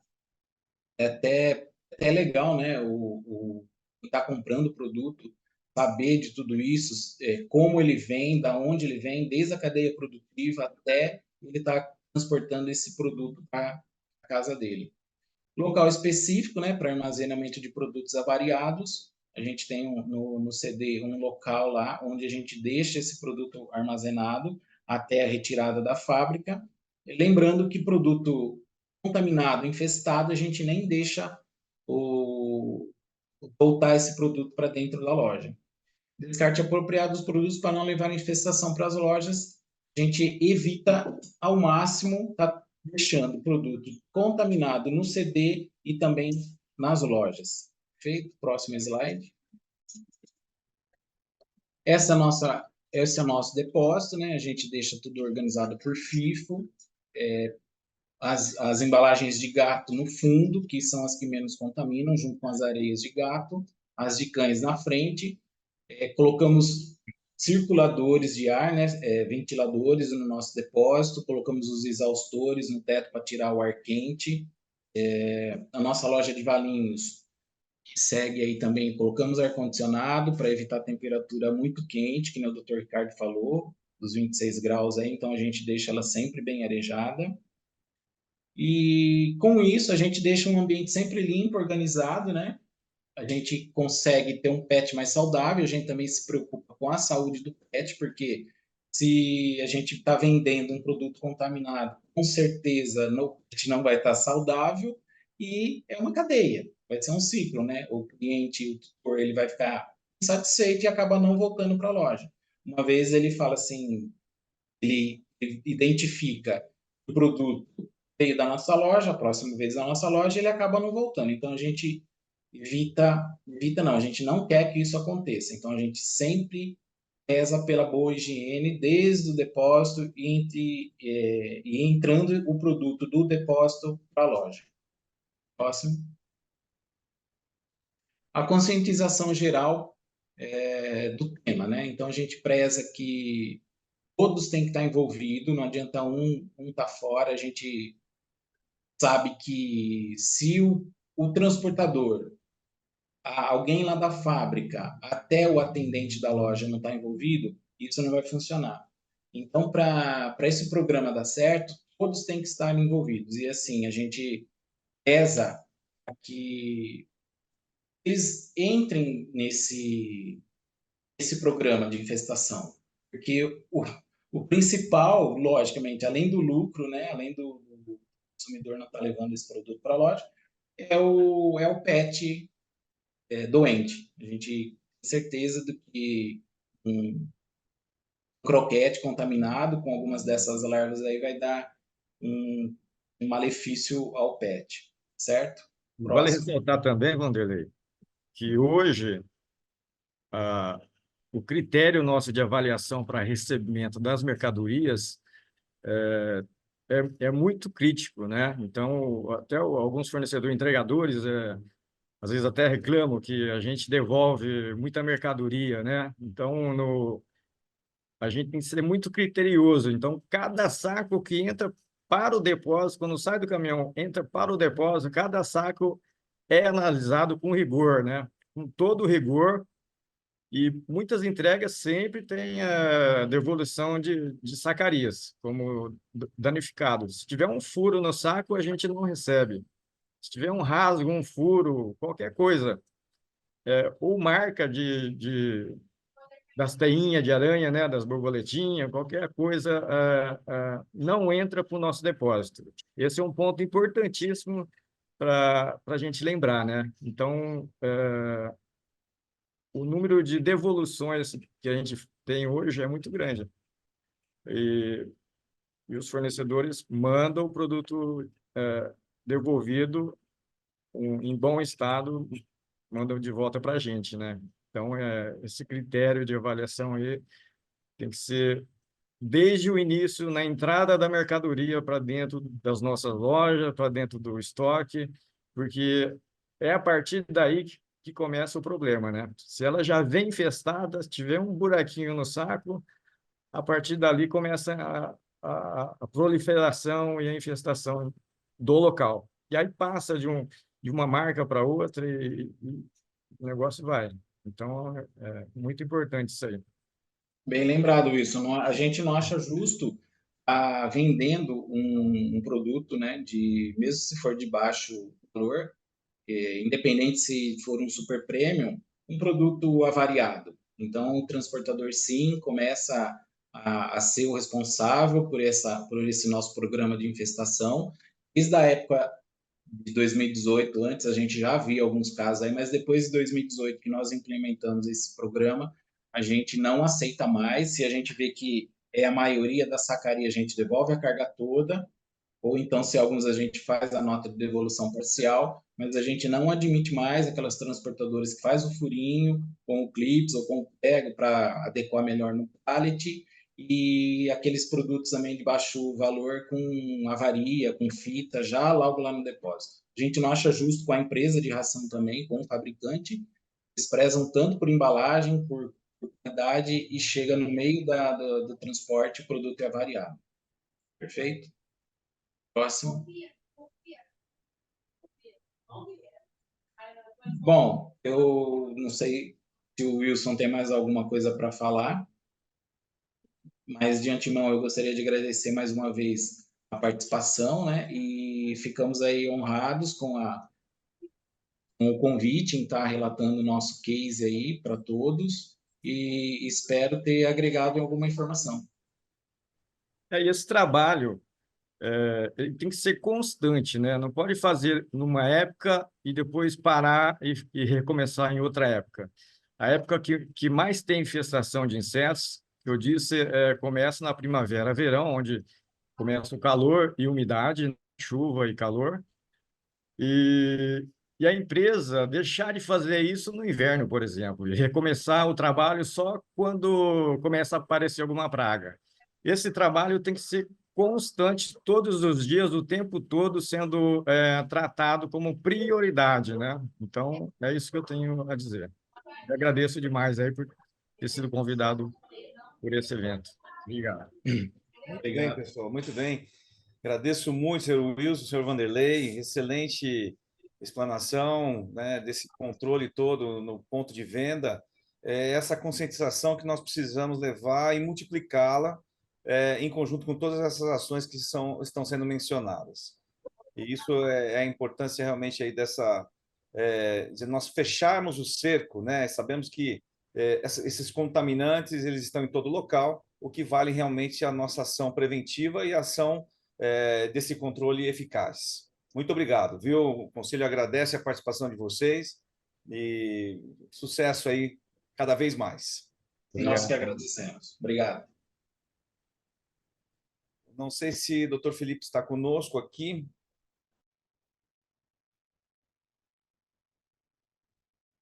A próxima apresentação, nós temos a palestra do médico veterinário, que é clínico, e a postura em caso de infestação por inseto em pet food. Quem vai conversar com a gente é o Dr. Felipe Romano. O Dr. Felipe é médico veterinário, ele tem mestrado em patologia com ênfase em gastroenterologia, e é fundador e responsável técnico da clínica Ferogastro. Então, por favor, doutor Felipe, se estiver online, agradeço muito a sua participação com a gente, a contribuição, com certeza será de grande valor para nós fecharmos o nosso ciclo da data de hoje. Oi, queridos. Todos me escutam, todos me veem. Sim, muito obrigado, Felipe. Obrigado, Ives, pelo carinho, pela apresentação. E eu me sinto muito contente, porque esse assunto também é um grande aprendizado para mim, enquanto clínico que sou, porque eu estou no outro ponto, eu não estou nem na fábrica, nem no entreposto, que seria a loja, eu estou no final dessa conversa, que seria na tratativa com o tutor, cliente, proprietário, chame como quiser. Então, a minha abordagem é a abordagem final, e eu acho que por isso minha palestra é a palestra final, provavelmente.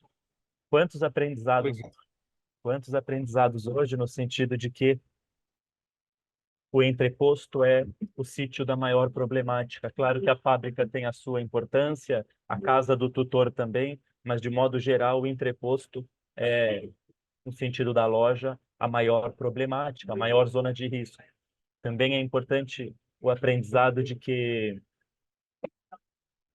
o mundo é repleto, imenso, sobre insetos, mas claro que nem todos têm importância no assunto que a gente está falando. E também me chamou bastante a atenção o incentivo que a Royal Canin tem com algumas pesquisas sobre esse assunto, sendo mais do que uma indústria fabricante de alimentação para cães e gatos. Também é verdade que vale considerar a espessura e o tipo da saca que armazena o alimento. E isso não está tão claro para o senso comum, para o tutor, que as marcas não precisam obrigatoriamente ser iguais no sentido da qualidade da saca. Isso sem falar outras problemáticas mencionadas aqui ao longo de tantos colegas de importância, inclusive sobre o hábito de tirar o vácuo, no sentido de furar a saca, a higiene ruim, aquela coisa do desconhecimento, onde achávamos que não existiam boas práticas específicas sobre higiene, armazenamento, cuidados, e tudo isso existe. Então, foi um grande aprendizado para mim nessa manhã. Bom, vamos em frente. Começando do começo, é um resumo, é uma coisa bem rápida. Podemos seguir? O assunto de hoje foram os insetos, mas é claro que falando de pragas, a gente pode falar de vetores, de reservatório. Então, nós temos vertebrados e invertebrados envolvidos nessa problemática, no sentido de causarem mal-estar ao tutor ao detectar ali a presença desse animal ou de suas excretas, seja esse animal vivo ou esse animal até morto. Então, esses insetos ou reservatórios, uma vez ali presentes no alimento, vão causar uma sensação de mal-estar e que pode invalidar aquele alimento do cão e do gato, já que aprendemos hoje também que podem ser chamados de corpos estranhos, artefatos indesejados do alimento.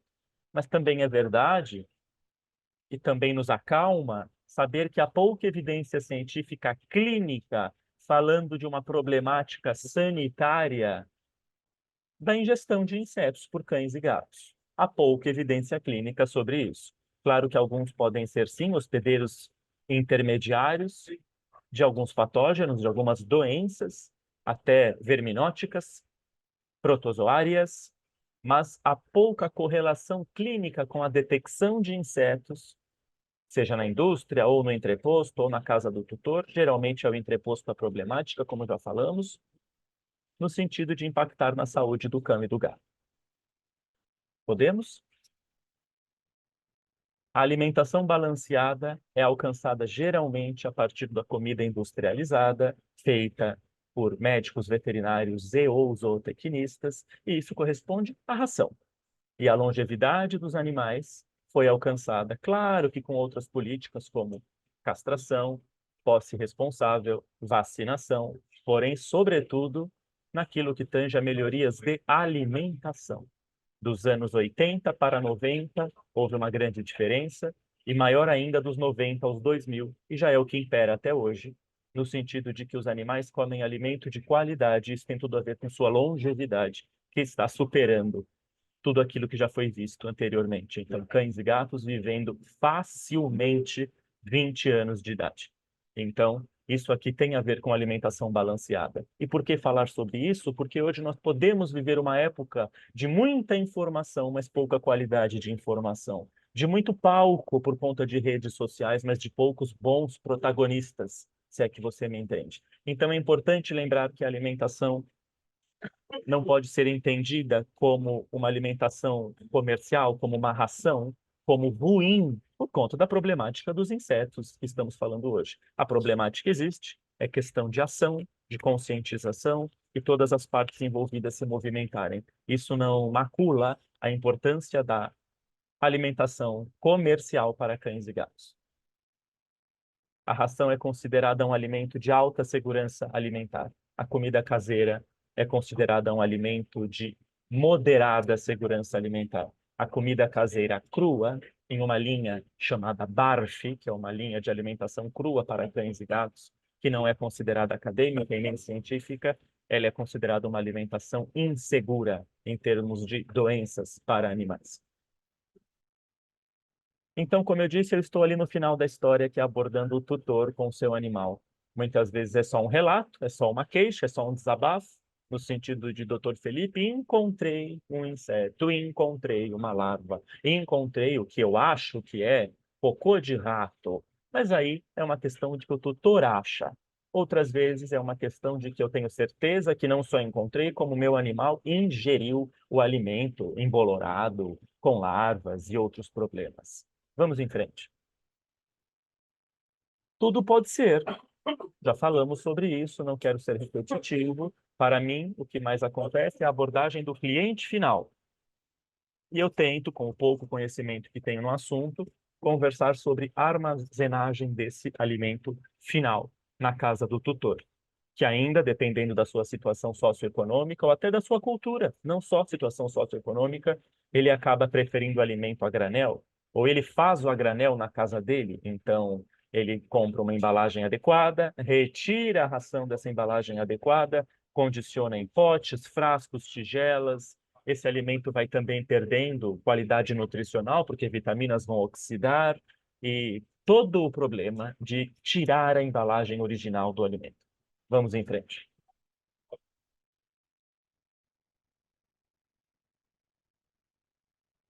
Vamos em frente.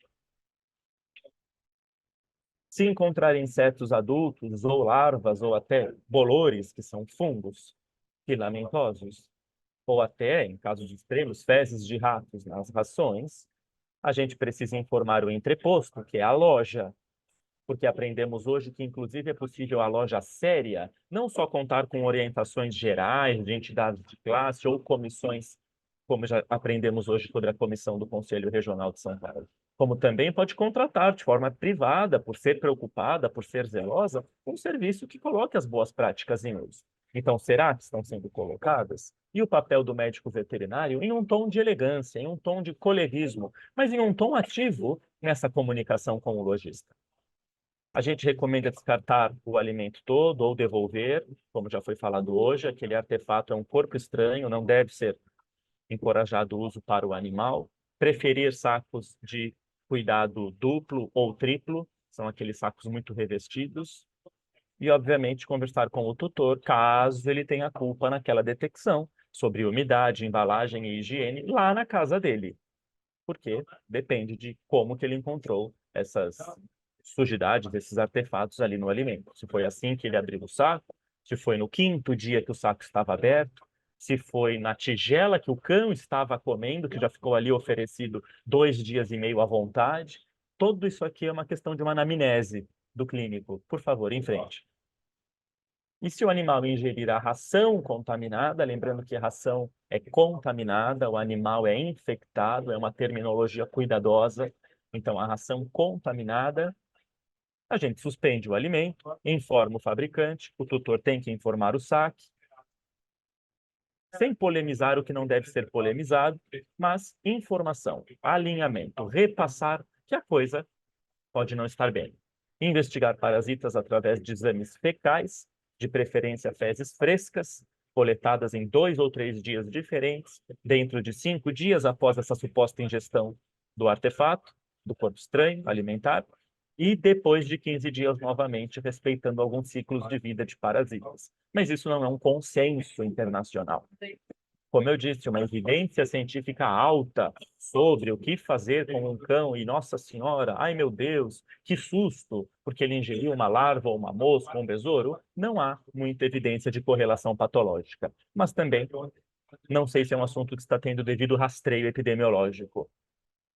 Reforçar a imunidade, aproveitando o tema sobre reforço de banhos, evitar viagens no próximo mês, por questão de confusão epidemiológica, caso o animal venha a ter algum mal-estar, oferecer água filtrada e observar sinais e sintomas, sobretudo de gastroenterite.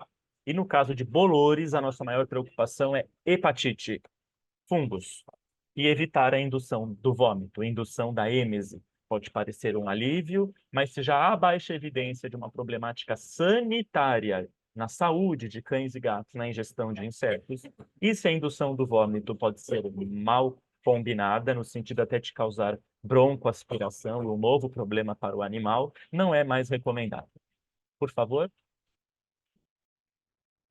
A comida caseira é maravilhosa, pode aproximar o tutor do seu animal.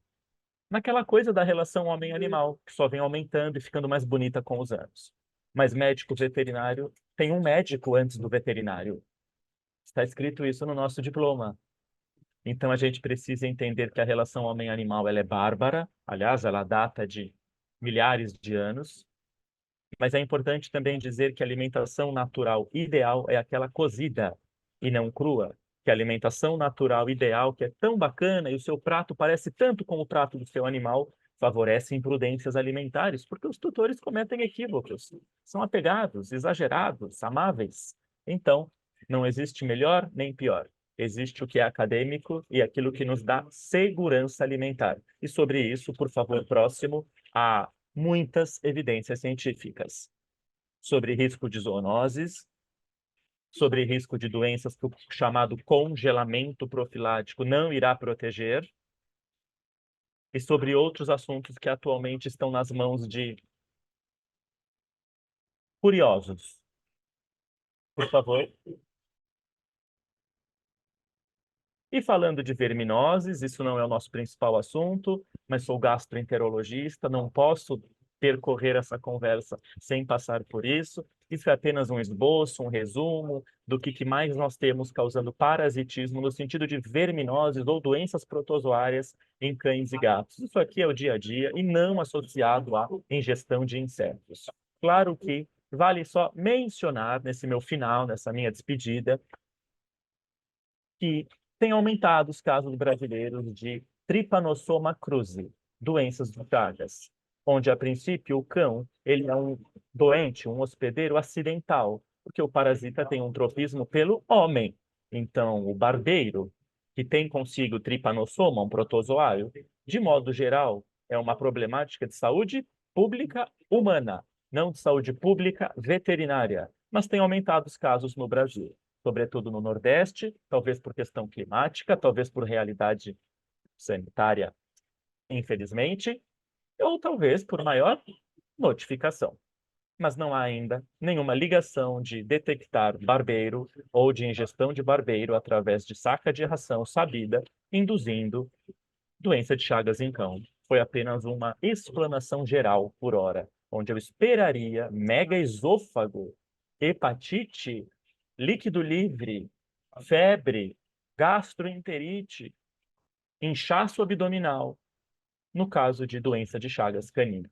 E nem sempre o colega veterinário lembra que ela existe para o cão. Por favor? E os insetos são perigosos? De modo geral, não, na ingestão. Hospedeiros intermediários de patógenos? Possível, mas não há muita evidência científica sobre isso. Próximo.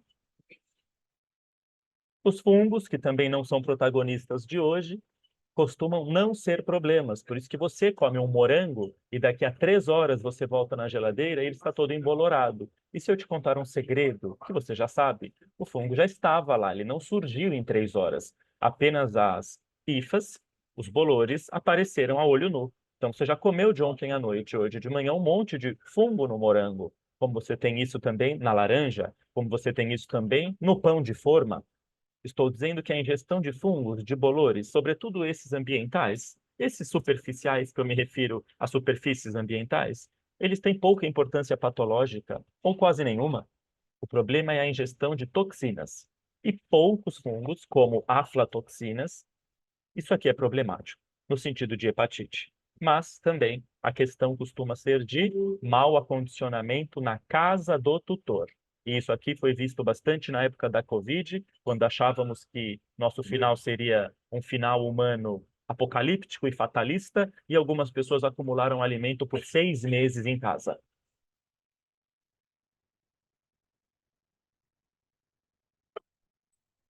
Pode. Padronizar os métodos de armazenamento, seguindo boas práticas aprendidas hoje, já orientadas pelo Conselho Regional e comissões associadas, e também existem empresas privadas, como aprendemos, no sentido do entreposto. Evitar facultar cuidados de higiene, controles de pragas, que não devem ser facultados, devem ser obrigatórios. E orientar sobre a perda da qualidade nutricional, que eu acho mais preocupante, porque eu disse que eu estou num outro assunto, eu sou médico veterinário que lida com o tutor e seu animal, no meu mundo, é mais importante informar sobre a perda de qualidade nutricional e tantos equívocos atualmente acerca deste tema, do que me preocupar exata e puramente com a ingestão de uma larva ou de um inseto por um cão. Por hora, é isso. Eu me despeço, muito obrigado pelo carinho. Minhas redes sociais e meus contatos, a Associação de Gastroenterologia se sente feliz em se aproximar do Conselho Regional no sentido não só acadêmico, não só de em breve comentar sobre o título de especialista, que também vai ser um comentário futuro, mas também de participar aqui ativamente de um tema que me desafiou muito, porque não é o tema do meu dia a dia. Obrigado, queridos. Muito bem, doutor Felipe, muito obrigado por sua contribuição. Eu estava vendo a nossa comissão falar pela sua voz.